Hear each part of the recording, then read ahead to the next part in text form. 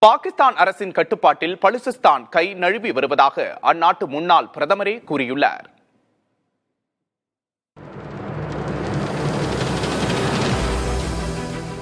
பாகிஸ்தானின் மேற்கு பகுதியில் உள்ள மாநிலமான பலூச்சிஸ்தானில் தனி நாடு கேட்டு பல ஆண்டுகளாகவே போராட்டங்கள் நடந்து வருகின்றன.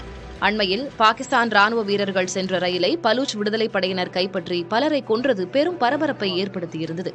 இந்நிலையில் பாகிஸ்தான் முன்னாள் பிரதமர் ஷாஹித் கக்கன் அப்பாசி பலூச்சிஸ்தான் போஸ்ட் இதழுக்கு பேட்டியளித்துள்ளார்.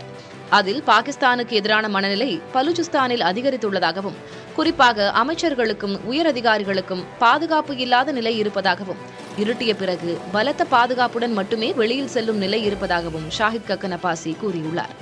இதை சட்டம் ஒழுங்கு சீர்குலைவாக பார்க்கக்கூடாது என்றும், பாகிஸ்தானின் கட்டுப்பாட்டில் பலூச்சிஸ்தான் இல்லை என்பதையே இது காட்டுவதாகவும் முன்னாள் பிரதமர் கூறியுள்ளார்.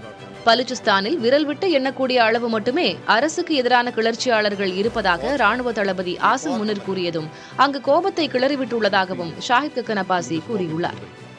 இதற்கிடையே பலூச்சிஸ்தானில் கிளர்ச்சியாளர்கள் இருவேறு இடங்களில் நடத்திய தாக்குதலில் 14 பேர் உயிரிழந்திருக்கிறார்கள்.